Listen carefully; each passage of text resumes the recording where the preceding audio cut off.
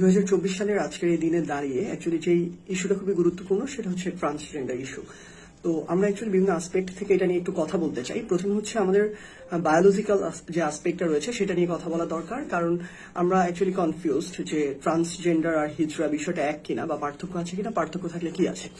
So প্রথম কথা হচ্ছে ট্রান্সজেন্ডার এবং হিজড়া দুটো একদম টোটালি আলাদা জিনিস। আমরা যদি প্রথমে আমরা যে সম্প্রদায়টাকে চিনি হিজড়া, সেটা নিয়ে যদি বায়োলজিক্যাল আসপেক্টে কথা বলি তাহলে এটা হচ্ছে অনেক ক্ষেত্রে দেখা যায় যে জন্মের সময়টা বোঝা যায়, অনেক ক্ষেত্রে জন্মের সময় বোঝা যায় না। 10, 12, 15 বছর যখন বয়স হয়ে যায় তখন বোঝা যায় যে সে বা তিনি অ্যাকচুয়ালি নর্মাল মানুষ না, এবং তার যে সমস্যাটা সেটা হরমোনাল হতে পারে, বিভিন্ন অর্গানের ডিফেক্ট থাকতে পারে, বিভিন্ন জেনেটিক্যাল এই রিলেটেড অর্থাৎ হচ্ছে সেক্স রিলেটেড যে অর্গানগুলো সেগুলো সমস্যা থাকতে পারে, এবং এটা মেডিকেলের ভাষায় আপনি এটাকে প্রুফ করতে পারবেন। এটা আপনি বিভিন্ন পরীক্ষার মাধ্যমে এই বায়োলজিক্যাল যে তার একটা ডিফেক্ট রয়েছে এটা আপনি প্রুফ করতে পারবেন।